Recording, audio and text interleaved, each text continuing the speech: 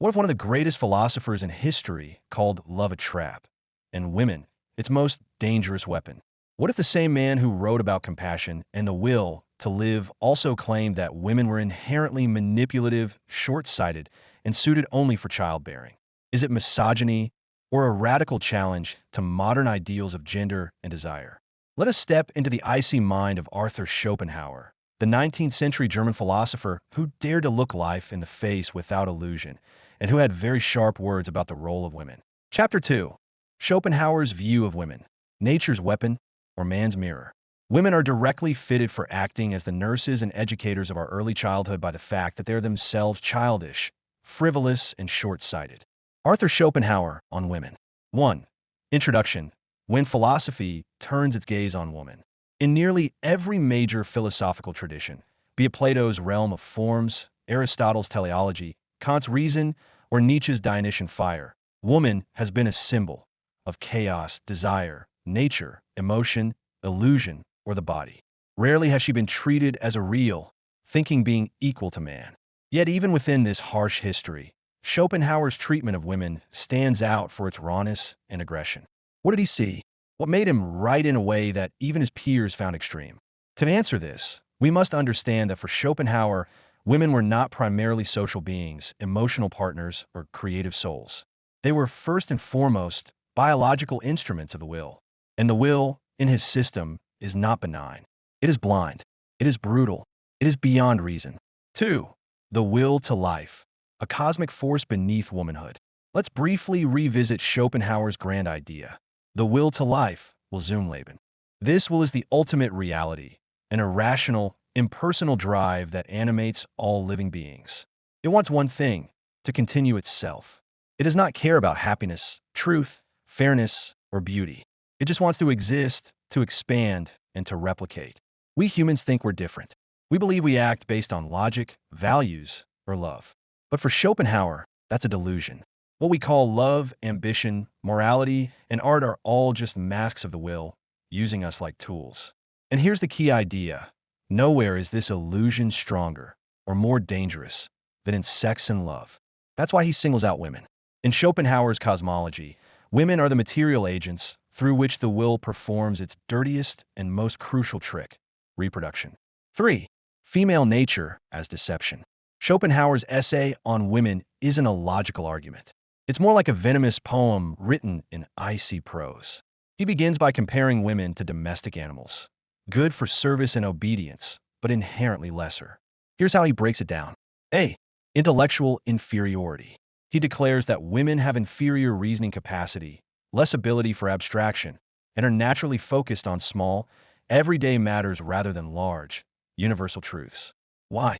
Because nature didn't design them to be philosophers or leaders, but mothers. Their minds are tuned to the immediate needs of children, food, health, emotional regulation. Hence, Schopenhauer claims, women are practical, cunning, and manipulative, rather than intellectually profound or creatively visionary. He writes, women are animals with long hair and short ideas. Unforgivable in tone, but let's not ignore the psychological insight. He is, in part, recognizing that women often excel in reading emotions, managing relationships, and navigating social nuance, all traits highly adaptive for survival and caregiving. But to Schopenhauer, these were not signs of wisdom, but of the will using the female mind to preserve the species. B. Beauty is a trap. Women's beauty, he argues, is not a gift, but a snare. Their physical charm, soft skin, delicate voice, symmetrical features, graceful movements, is evolution's bait to lure men into reproduction. He writes that beauty is strongest in women between 16 and 28 because that's the fertile window, and nature wants to concentrate desire when pregnancy is most likely. This leads to one of Schopenhauer's most disturbing assertions. The most perfect woman is a higher sort of cat. He does not believe beauty reflects inner truth. Quite the opposite. It conceals the biological trap. A man falls in love with a woman's face, thinking it's divine. But really, he's falling for signs of youth, health, and fertility, biology's hologram. 4. Women as the species' secret agents.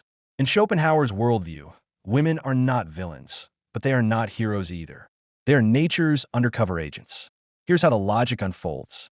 The will to life wants reproduction at all costs. Men, in pursuit of physical pleasure, wealth, or legacy, are manipulated into protecting and providing.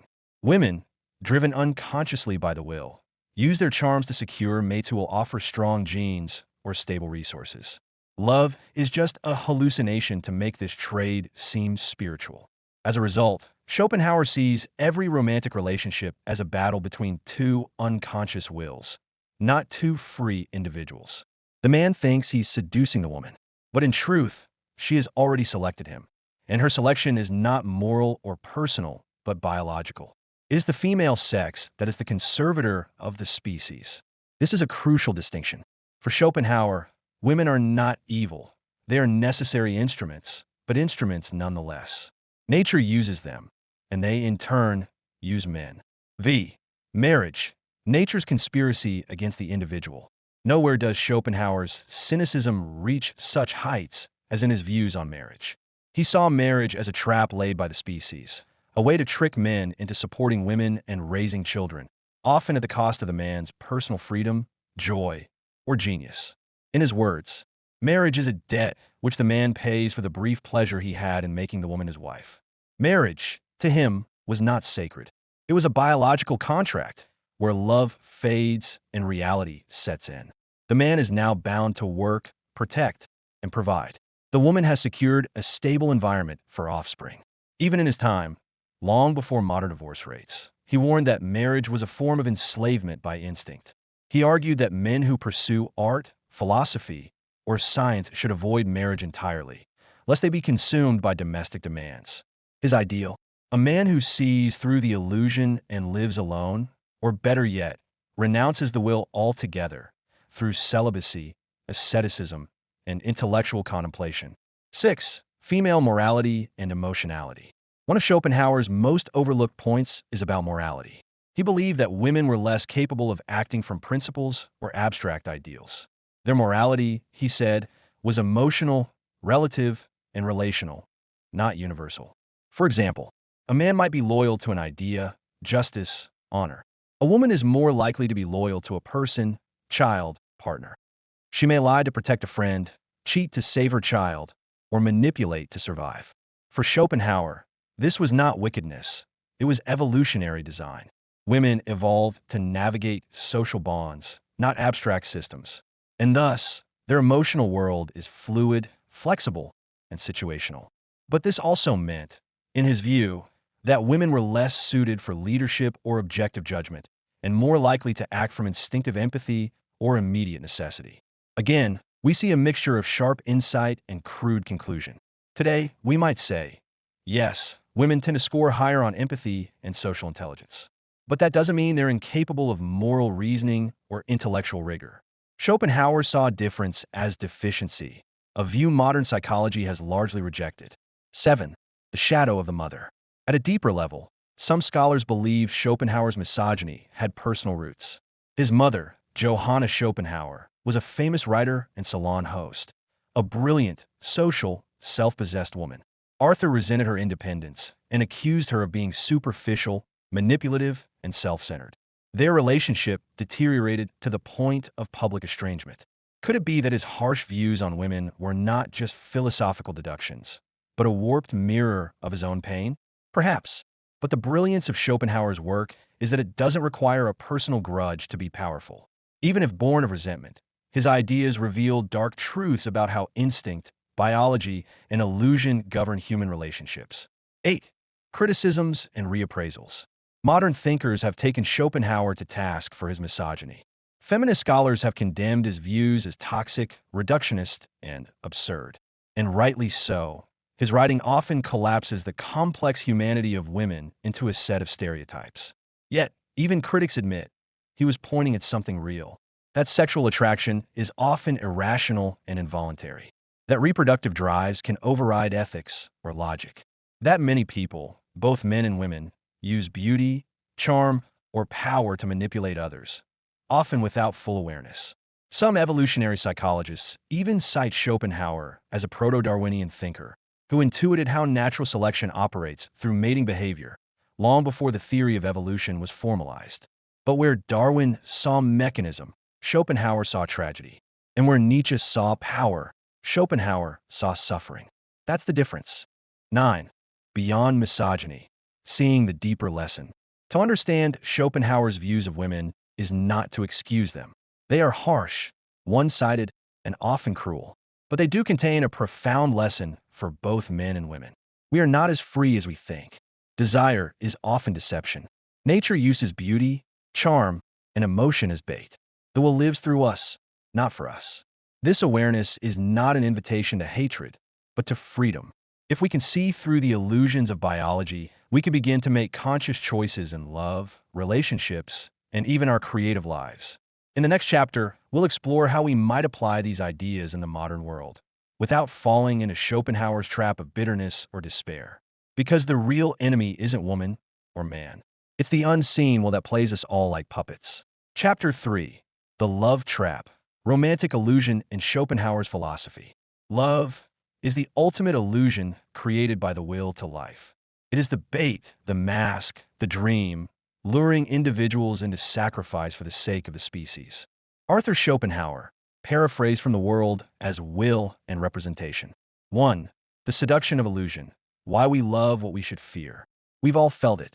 That sudden magnetism. The way time dissolves in someone's gaze. The dreamlike certainty that this person is meant for us.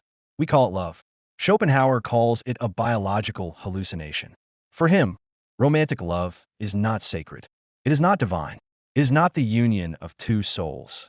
It is a strategic trick engineered by nature, by the will to life, to get us to do its bidding, to reproduce, to enslave ourselves to partners and children, to sacrifice dreams for diapers, genius for genes.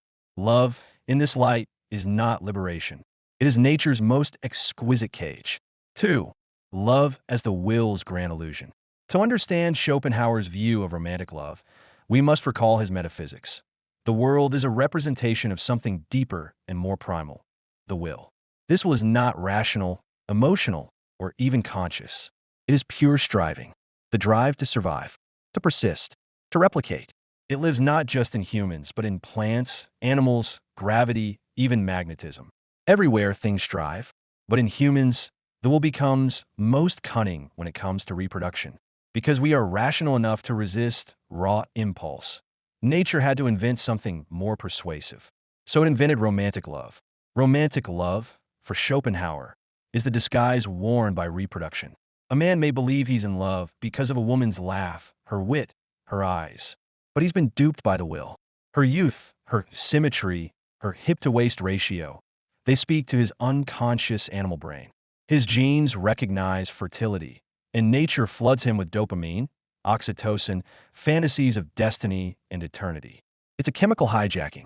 And for Schopenhauer, this hijacking is not noble, but tragic. Because the lover gives up his freedom, his purpose, sometimes even his life, for the illusion of love, when in fact he is simply carrying out a biological mission he doesn't understand. 3. The lie of soulmates. The modern world is flooded with soulmate narratives. Fairy tales, Hollywood, self-help books, online dating profiles. But for Schopenhauer, these are just polished versions of the oldest myth, that love is about individual fulfillment. He argues instead that love has nothing to do with the happiness of the lovers. It is about the optimal production of the next generation. Think about it. When someone falls in love, do they really choose rationally?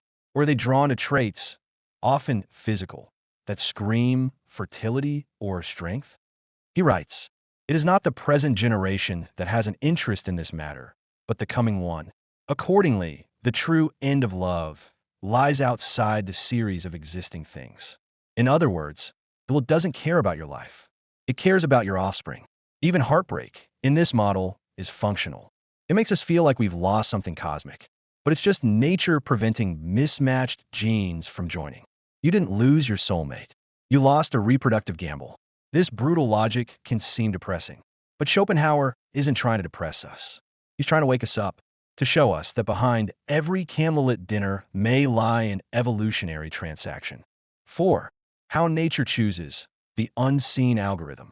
Modern dating apps may feel new, but Schopenhauer would argue they simply expose what's always been there. Selection based on unconscious biological triggers. He was centuries ahead of his time in seeing how people are attracted not to personalities, but to biological signals that suggest good genetic outcomes. Here are some examples of what Schopenhauer might say the will looks for. 1. For men. Youth signals fertility. Facial symmetry indicates genetic health. Hip-to-waist ratio predicts childbearing capability. 2. For women. Strength or height signals protection. Dominance suggests status and access to resources. Confidence implies genetic success. Today, evolutionary psychology confirms much of this. But Schopenhauer saw the tragedy. He knew that people fall in love thinking they're choosing freely, when in fact they're being chosen by biology. The spark we feel is not spiritual. It's chemical warfare. V. Love's madness, a form of possession. Schopenhauer goes further. He calls romantic love a temporary form of madness. He compares it to an obsession, a derangement, where logic and long-term goals are thrown aside. A man may abandon his career, betray his friends, lose money, move across the world, just to be with someone he met 2 weeks ago. Why? Because the will has taken over. It's not unlike drug addiction. The same reward pathways light up in the brain. The same desperation. The same irrational devotion. He warns, love drives the most honorable man into idiocy and the most intelligent woman into deception. In this view, all of culture, romance, and poetry are just window dressing on a raw biological imperative. 6. The feminine as nature's agent. If the will uses love to fool men, then what about women? Schopenhauer saw women not as villains, but as the will's unwitting agents. He believed women were more directly linked to nature, less abstract, more immediate, more tuned to survival. Thus, he claimed, they are more practical than men when it comes to love. While a man may idealize his beloved, a woman is more likely to consider security, stability, and long-term outcomes. She is not cold. She is realistic. He argued that women seek partners not for momentary pleasure, but for strategic mating. She needs a provider, a protector, a stable environment for child rearing. Her love is love of survival. This is not flattering, but it is consistent with evolutionary logic. Even today, studies show that women are more selective in mating and tend to weigh long-term value more heavily. In short, men are seduced by illusion. Women are selected by purpose. 7. The economics of desire. Romantic love isn't just biological, it's also transactional. Schopenhauer was one of the earliest thinkers to see the economy beneath desire. He wrote that love and sex are arenas of bargaining, where charm, beauty, youth, power, and status are the currencies. A young woman trades beauty for stability. An older man trades wealth for youth. A clever woman trades attention for influence. A driven man trades ambition for admiration. And this, he said, is not immoral, it's inevitable. The will has designed the sexes to desire different things, so they come together not out of spiritual unity, but strategic need. That's why Schopenhauer found it laughable when poets spoke of love as transcendent. For him, it was the most base transaction dressed in the highest poetry. 8. Love's aftermath, the great dissolution. Let's imagine the story Schopenhauer sees again and again. A man meets a woman. He falls in love. He feels enchanted. He courts her. She accepts. They mate. Children arrive. The illusion fades. He now sees the woman not as a goddess, but as another human with flaws. He feels trapped, burdened. The spark is gone. She feels neglected, tired, alone. The will has succeeded and moves on. This is not bitterness. It is the pattern Schopenhauer sees across all of history.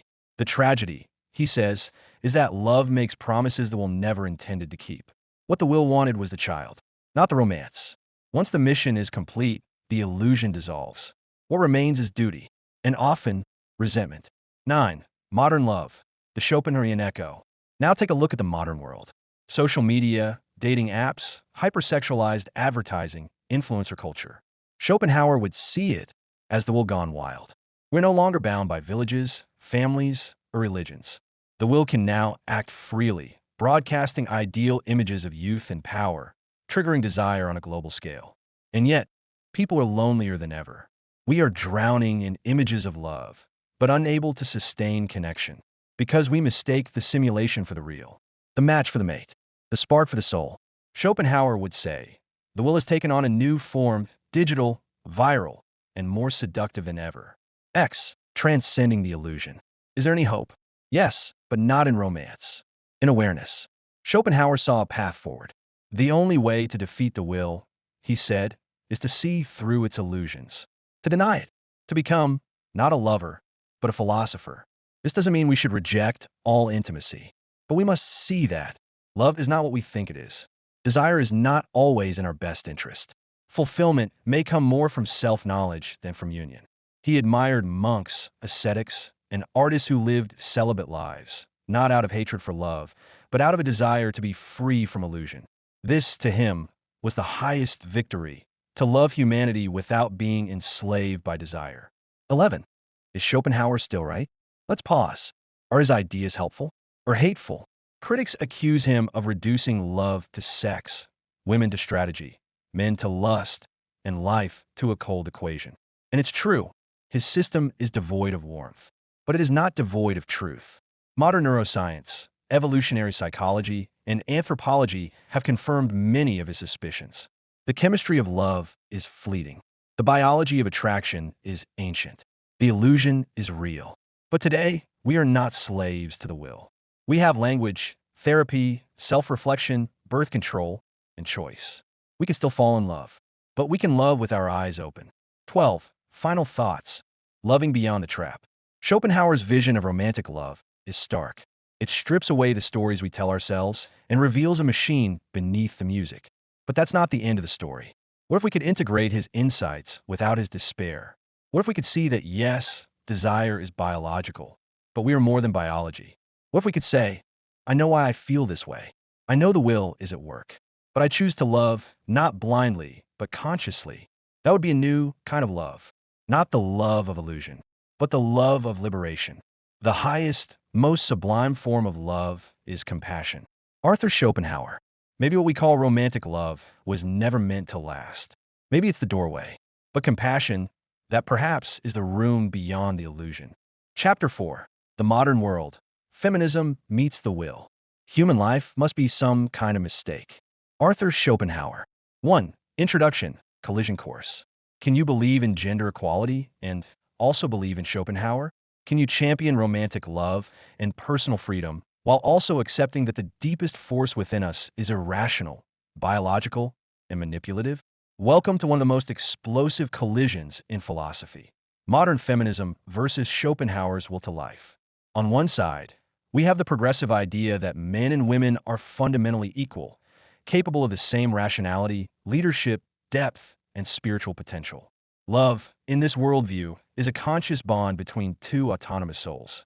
On the other side, Schopenhauer's system declares that no matter what we think we believe, we are still puppets of the will, a blind reproductive impulse. The will doesn't care about equality. It doesn't care about justice, liberty, or consent.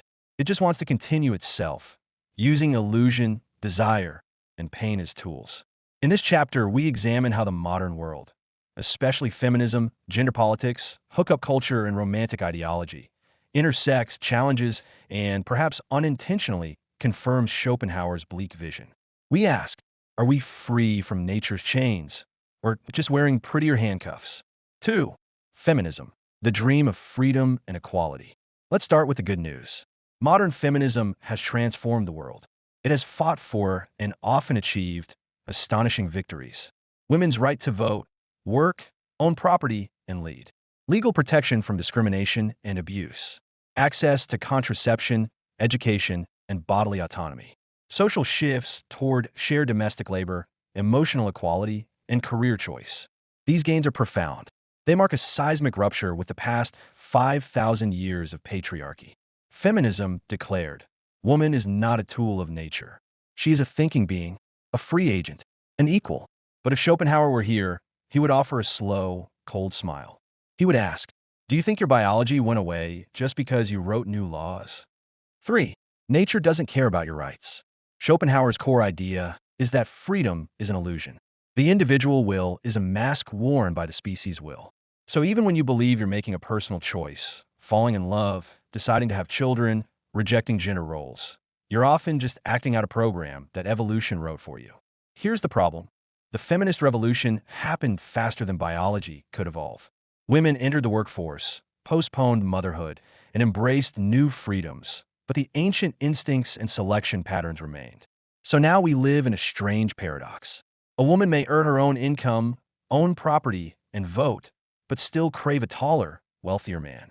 A man may believe in gender equality, but still feel sexually drawn to youth and beauty. A couple may co-parent equally, but fight over who should lead in subtle emotional ways. Dating culture claims to be about equality and compatibility, but still runs on status, looks, dominance, and fertility signals. This is the collision of feminist values with Schopenhauer's will. One says, "We are free, equal, autonomous individuals."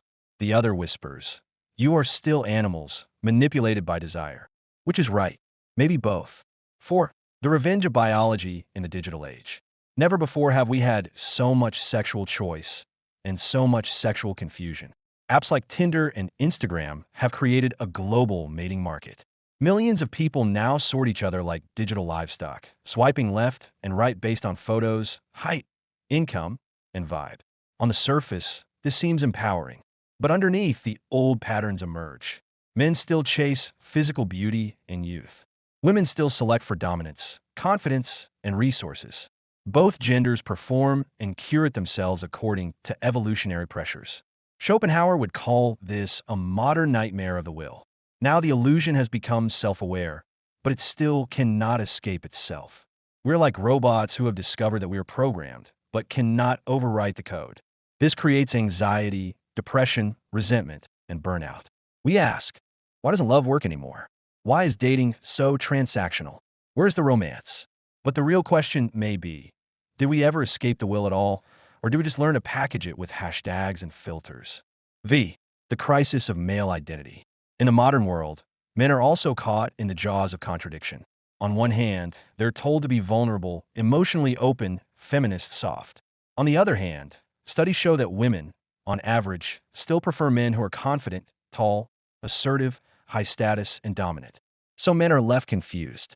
Be sensitive but not weak. Be strong but not aggressive. Be successful but not prideful. Be open but don't overshare. This results in what some call the nice guy paradox. Men who believe they've done everything right still find themselves rejected in favor of more masculine men. Schopenhauer would say, this is the will at work. The mating game is not about fairness. It is about survival advantage. And often, what the will selects is not what society approves. Even feminism cannot override millions of years of selection pressure. Modern dating, then, is not just a culture war. It's a biological echo chamber where nature's voice is heard more clearly than most want to admit. 6. The rise of hypergamy and sexual strategy. Let's explore a controversial concept, hypergamy. This term refers to the pattern, observed cross-culturally, where women tend to marry up in terms of status, wealth, or power. In Schopenhauer's terms, this is the will choosing the best possible mate to ensure offspring survival. Today, with women more financially independent than ever, this creates new dynamics. Many successful women now out-earn most men. Yet, many still seek partners of equal or higher status. As a result, there's a man drought at the top, an increasing disillusionment at the bottom. Dating apps intensify this. A small percentage of men get a disproportionate amount of attention, while the majority are ignored. Schopenhauer would say, this is natural selection at digital speed. The will is concentrating mating on superior males, creating both increased competition and romantic inequality. Feminism promises equality in romance. The will delivers hierarchy. This conflict creates a paradox. Women have more choice than ever, but less satisfaction. Men have more freedom, but less success. Both sexes are told they are empowered, but feel increasingly exploited. It's as if the will is mocking our ideals, using them against us. 7. The death of romance and the tyranny of the algorithm. Remember when romance was about poetry, letters, fate? Now it's about algorithms, compatibility scores, and the spark. Technology gives us more options, but it also strips away the mystery. We analyze dates like resumes, swipe through humans like menus, measure worth in likes, matches, and messages. Schopenhauer might say, the illusion has become industrialized, and yet people are still lonely. More than ever, because the will doesn't care if you're happy. It only wants reproduction, or the appearance of it. We live in a simulation of intimacy, driven by instinct and tech, without real connection. The feminist vision of love is one of partnership, equality, and choice. The Schopenhauerian vision is one of manipulation, illusion, and control. Which do we see more of in reality? Maybe we're starting to suspect the truth, and it terrifies us. 8. Schopenhauer and the gender debate. In recent years, new debates around gender identity, trans rights, and non-binary expression have expanded our understanding of sex and self. People now distinguish between biological sex, gender identity, and gender roles. From a progressive view, this is liberation from the tyranny of biology. From a Schopenhauerian view, this may be the will mutating, adapting, shifting the game board. If the will's goal is reproduction, how does it respond to people opting out? Perhaps by creating new illusions or new crises. The rise in mental health disorders, identity confusion, gender dysphoria, and relational instability could all be symptoms of the will in retreat or resistance. Schopenhauer might ask, what happens when the will is denied? Does it wither, or does it strike back? He admired ascetics who overcame desire, but he also believed that most people couldn't resist the will without suffering. So perhaps the gender revolution is both a victory of consciousness over blind nature, and a battlefield where the will is reinventing itself in new forms. Either way, the old model of man-woman reproduction is no longer dominant. But the forces beneath it may still be alive, only harder to see. 9. Conscious love in the age of illusion. Is there any way to love in this world without being a fool? Can we transcend the will without giving up on connection? Schopenhauer believed in one kind of love that was pure, compassion. While romantic love is selfish, about genes and desire, compassion is selfless, arising from the recognition that another's pain is like your own. So perhaps the challenge is not to eliminate love, but to redefine it, not as the merging of two souls, but as the dance of two aware minds. Not as destiny, but as choice within limitation. Not as eternal happiness, but as mutual understanding and clarity. This would be love beyond illusion. Love that knows its own conditions. Love that sees the will, but refuses to kneel before it. X. Applying Schopenhauer without misogyny. Now, a final word of caution. Schopenhauer's ideas are often misused by misogynists and reactionaries. His critique of women has been cherry-picked to justify hatred, dominance, and despair. But that is a shallow reading. The true insight is not that women are evil, but that nature deceives us all. Both men and women are used by the will. Both are tricked, both suffer, and both can awaken. Modern feminism, at its best, is about liberation from roles.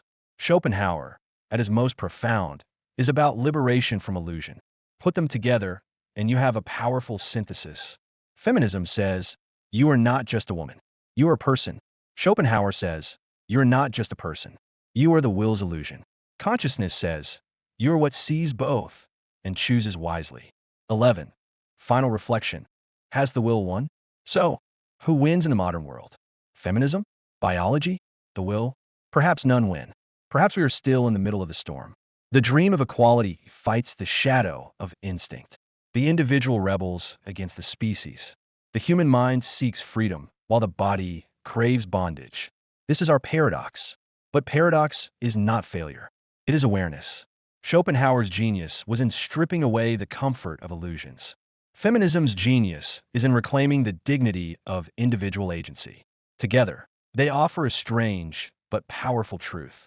We are not free from the will, but we are free to see it. And sometimes, seeing is the first step to real freedom. Chapter 5. Applying Schopenhauer today. Wisdom or cynicism.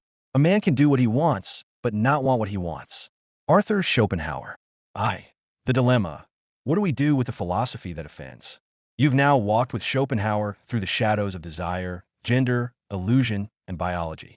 You've seen his stark views on women as agents of the will, his cold analysis of love as a trap, his dissection of marriage, morality, and romance as survival strategies dressed in poetry. And now comes the real question. What do we do with this knowledge? Do we discard Schopenhauer as an embittered misogynist? Do we weaponize his ideas to justify superiority or retreat? Do we accept that we are slaves to nature, or do we fight back?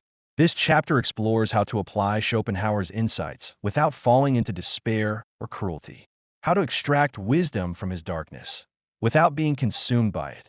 It is a chapter about balance and about seeing the world clearly, even when what we see hurts. 2. First principle. Schopenhauer is not a blueprint. He's a mirror. The biggest mistake readers make is treating Schopenhauer's philosophy like a prescription. They ask, how should I act based on what he says? But Schopenhauer is not giving moral rules. He is holding up a mirror and saying, this is what lies beneath your motives. He is not telling you to hate women, or to avoid love, or to abandon hope. He is telling you, beware. Everything you love may be an illusion designed to bind you to the will. That is not a moral statement. It is a diagnosis. Like a doctor showing you an X-ray of a tumor. You don't become bitter toward your body. You study it. You treat it. You act with awareness. That's how we must approach Schopenhauer. He doesn't give us a life plan. He gives us a torch and shows us what's really in the cave. 3. The will within. Finding your programming. Schopenhauer's concept of the will is not just cosmic. It is personal. The will lives inside you. It speaks through your cravings, your insecurities, your sexual attractions, your fear of boredom, your obsession with status or comfort. To apply his ideas, you must ask, what do I chase and why? Do I pursue this person because I love them? Or because I'm under a spell? Are my ambitions really mine? Or are they the will pushing me toward reproduction or survival? Example, you feel irresistibly drawn to someone who is emotionally unavailable. You interpret it as passion. Schopenhauer would say, no, this is the will compelling you to pursue optimal genes, even if it destroys your peace. Example, you suddenly want a luxury car. You feel it reflects your identity. Schopenhauer would say, this is not about joy. It's about signaling dominance in a social hierarchy tied to mating fitness. This is not paranoia. It's lucid introspection. Applying Schopenhauer means learning to see yourself not as a rational agent, but as a theater of ancient drives, wearing the costume of free will. And once you see it, you can begin to resist. 4. Resisting the will, the art of denial. Schopenhauer believed that the highest form of wisdom was the denial of the will. This is not repression, it is transcendence. The will wants to live, to reproduce, to dominate. But the wise person says, no, I choose stillness over struggle. I choose contemplation over conquest. He admired saints, monks, artists, and philosophers who withdrew from society, not out of failure, but from insight. He writes, to overcome the desires of the will is to overcome suffering itself. So what does this look like today? 1. Minimalism as will denial. Refusing consumerism. Living simply, not chasing money or image. It's not poverty, it's power. 2. Celibacy or conscious sexuality. Not out of shame, but awareness. Choosing not to be ruled by urges. Practicing restraint, not repression. 3. Stillness over noise. Silence, solitude, long walks, meditation. Choosing presence over endless craving. 4. Art and philosophy. Using beauty and reason to rise above instinct. Creating for meaning, not for applause. In a world of dopamine addiction, Schopenhauer's will denial is not old-fashioned. It's revolutionary. 5. Love without illusion. Is it possible? Let's say you've seen through the romantic illusion. You understand the will. You know that love is not what it seems. Does this mean you must live alone? Give up affection? Shut your heart? Not necessarily. It means you must love consciously. This is perhaps the most radical application of Schopenhauer. To love someone without believing the fantasy. To see their beauty and also their biology. To enjoy the dance, but remember the puppet strings. Here's how that might look. You love a partner not because they complete you, but because you choose them daily in awareness of the will. You feel attraction, but also understand how evolution shaped it. You commit, but not under illusion. You build a shared life, not a savior myth. This is not cold love. It is clear love. It is the rarest kind. 6. Escaping misogyny. From insight to respect. Schopenhauer's writing on women is offensive. That's undeniable. He generalizes. He mocks. He dismisses. But if we discard the insults and extract the core insight, we find something valuable. That both men and women are shaped by the will. That attraction is often manipulation. That biology does not care about fairness. So what do we do with this? We respect women not because they're angels or mysteries, but because they too are struggling under the burden of the will.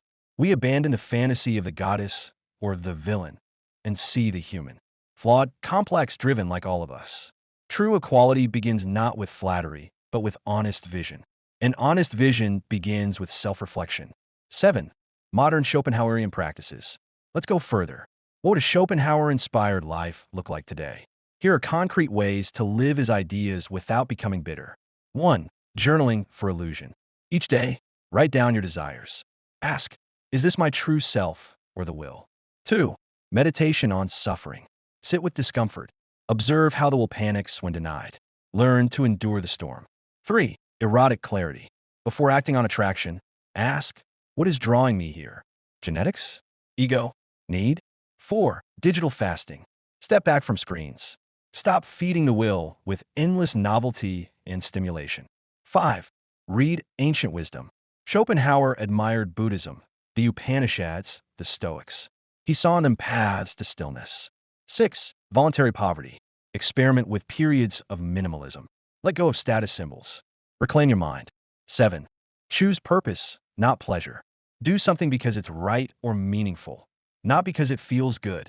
In short, live like the will exists, but don't let it rule. 8. The shadow of cynicism. But let's be honest. Schopenhauer's view can easily become a black hole. You start seeing everything as a trick. You stop trusting love, joy, or ambition. You become sarcastic, numb, withdrawn. This is the trap of cynicism. Schopenhauer himself fell into it. In his old age, he became paranoid, bitter, and isolated. But we don't have to follow him there. We can take the insight without the hatred. We can say, yes, I see the machine. I see the program. But I also choose meaning. I also choose beauty. I also choose to care. That is not naivety. That is mature freedom. The cynic says, everything is a lie, so nothing matters. The wise person says, everything is a lie, and I still choose truth. 9. Beyond Schopenhauer. Integrating the darkness. Every generation has thinkers who show us the machinery beneath our dreams. Freud revealed the unconscious. Marx revealed class struggle. Darwin revealed natural selection. Schopenhauer revealed the will.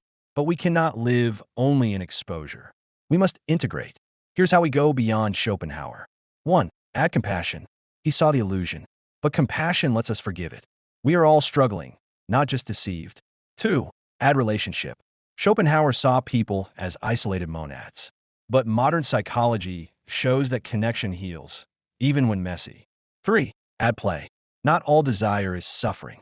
Some is music, dance, laughter. Life includes more than tragedy. 4. Add hope. Hope is not delusion if it's grounded. We can aim for better, even if we never reach perfection. This is not betrayal. It is evolution. We do not discard Schopenhauer. We carry him with us, like a harsh but necessary teacher. But we keep walking. X. Final reflections. A philosophy of gentle strength. To live with Schopenhauer's clarity is hard. It means giving up your fantasies. Seeing that love is often instinct. That success may not satisfy. That much of what you crave is not truly yours. But in that pain, there is peace. Because once you know the truth, you're no longer a slave. You can step outside the game. You can say, I will love, but I will not beg. I will enjoy, but I will not cling. I will create, but not to be praised. I will live, but not for illusion. This is not nihilism. It is strength, gentle strength, the kind that smiles at the will and walks away. The greatest wisdom is to seek stillness in a world that only wants movement. A Schopenhauerian whisper for our modern age. Schopenhauer saw the raw machinery of human nature, but he lacked compassion for women as individual minds and souls. His views are both profound and flawed. He stripped away the poetry of love, but in doing so, he revealed the hidden architecture of desire. If we can learn from his coldness without adopting his contempt, we might just free ourselves from the traps he identified, without falling into the cynicism he embodied. Can we love without illusion? Can we see the will and still choose the heart? That is a challenge Schopenhauer unknowingly left for all of us. The two enemies of human happiness are pain and boredom. Arthur Schopenhauer. Maybe the third is illusion.